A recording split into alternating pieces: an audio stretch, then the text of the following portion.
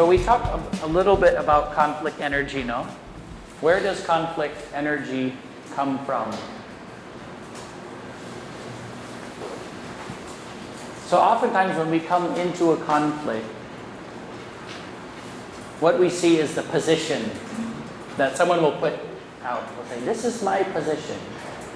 So take, for example, the story of this family, this saga of the family.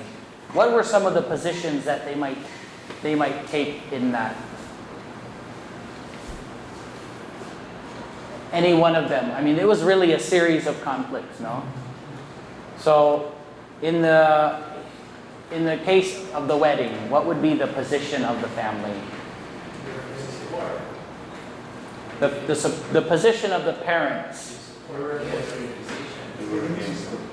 They're against it. We are against the wedding, okay? Or this relationship. The position is, we're not going to join the wedding. Right? And they stuck to that. But what was beneath that, do you think? What was the interest that they had? Was it a procedural thing? In a sense, procedural is maybe not the right word. But when we say procedure, was the process done correctly? They got pregnant first. The process was wrong. Usually you're supposed to get married first and then get pregnant. Mm-hmm. So in a sense, there is something about the process. Maybe there's something psychological. What else what did they feel? Why did they take the position about we're not going to join the wedding? There's a violation of values. Okay, they felt offended, yeah. Right? Embarrassed, ashamed. So those were some of the things. Maybe when we say a substantive, what do we mean by substantive? Maybe they had a concrete concern. How are you going to support a family? Okay, that means like what are some of the concrete material issues? So there's it could be any number of interests that are beneath the position. So we're not attending the wedding. Actually, what we're concerned about is, one, we feel ashamed because of what happened. Two, the issue of how are you going to support a family. And three, you did it, baliktad ang proseso. You're supposed to get married first and then have babies. Right? But beneath that, we could say, but what is this energy coming from? What are the basic needs that people have? Well, certainly for that family will also need to be provided for. So basic human needs, yeah? But there's also another kind of basic needs we have, which this is very common. We say, food, shelter, clothing, health, security. But we also have, what are identity-based needs? Meaning, community, intimacy, and autonomy. So this is affecting our family. No, it's not just about having a baby or about being in a relationship. It actually is changing the structure of our family when there's a wedding. So our sense of identity, like you were saying, is affected by this. Our sense of community, because we are no longer just us. Now we have another person and a small child. Our community, our need for community, our sense, community and culture are connected, right? Every community has its own culture. So this is where the conflict is generated, the energy is generated down here at the basic needs. And the more that a conflict touches on these kinds of issues, the stronger the energy that might be generated within that conflict. And then the position here can be very hard. No, we definitely will not. Because no one ever maybe went down to these other issues to say, sometimes people just want that it's acknowledged that this is really affecting us, our sense of intimacy and connection, our basic needs as humans, or even touching on these things. Sometimes people just want to be heard, and that they're making a hard stand on a position because they're trying to express something that it's maybe difficult to even sort of express in words. So that's why the process of communication, of listening. Now, we don't always need to go down into these, deeper and deeper levels. Not all conflicts are at that level. But conflicts that keep coming back up over and over again, there's probably something down here that's being touched by it, by the conflict.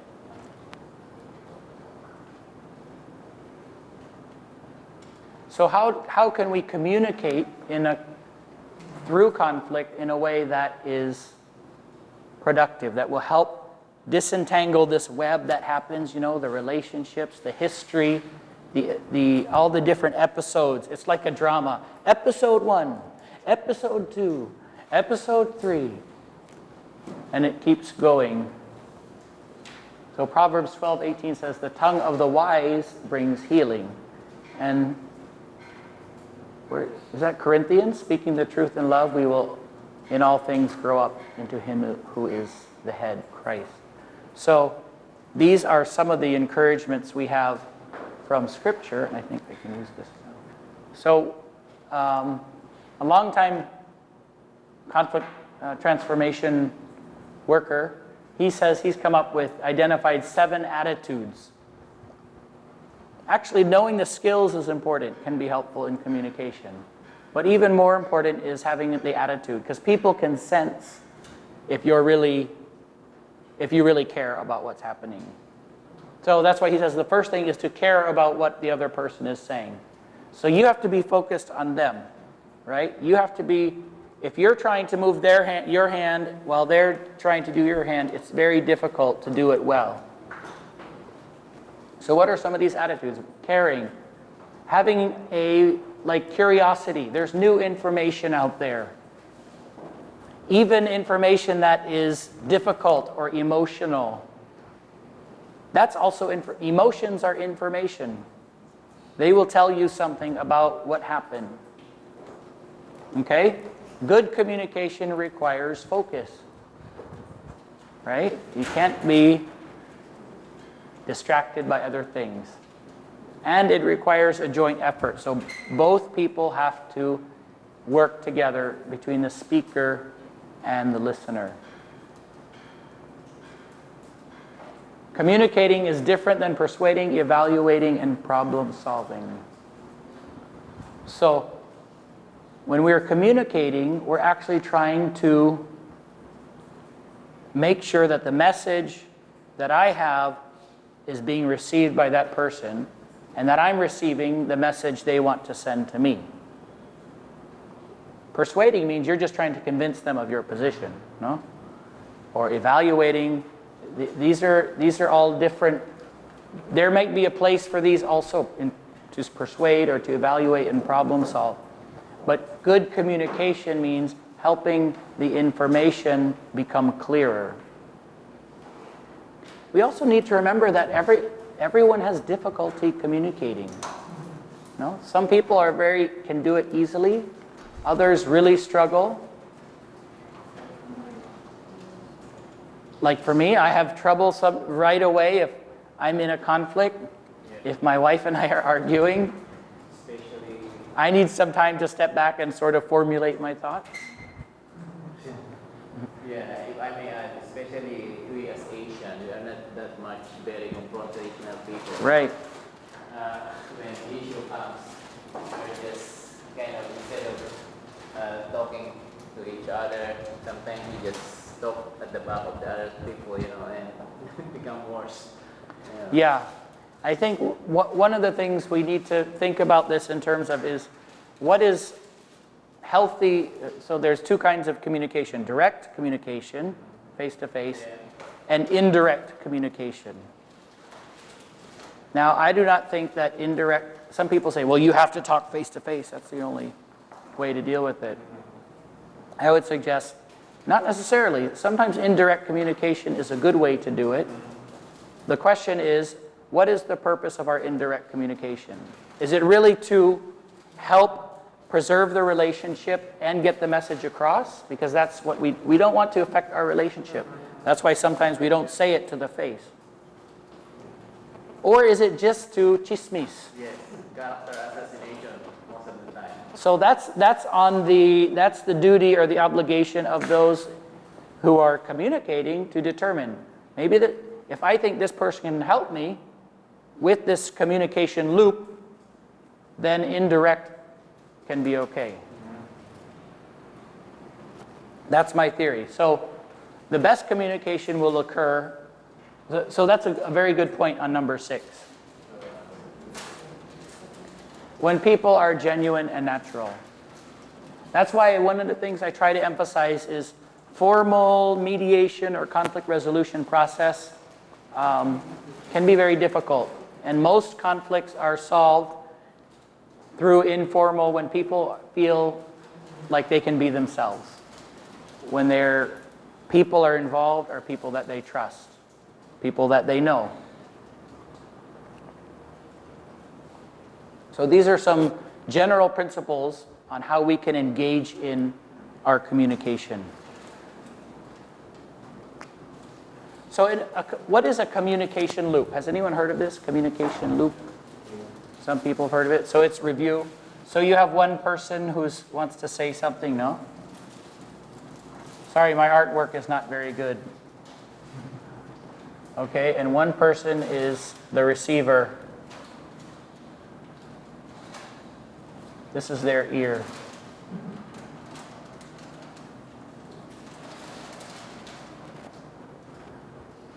So when you send that message, does it go straight through?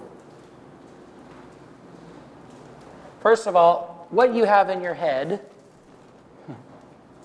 in your little utak, is not always what comes out of your mouth. So that's the first point of parang interference, right? And then there might be other things, environmental things actually. So you might have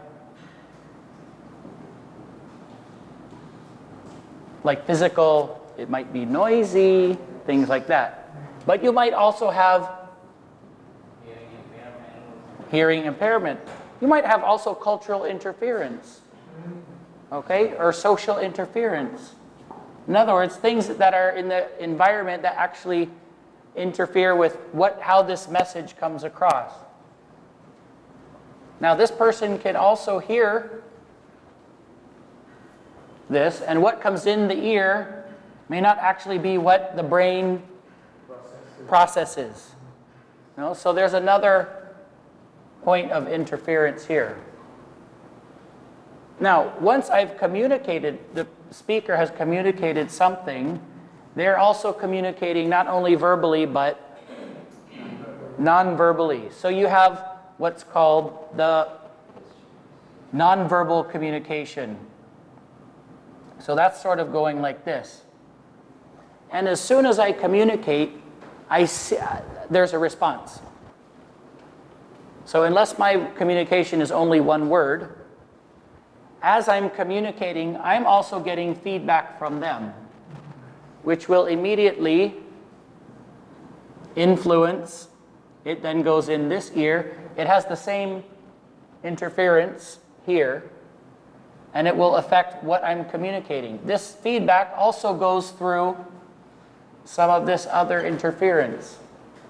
So what we're saying is, if this is one message here that I'm trying to get across, I'm trying to get into here,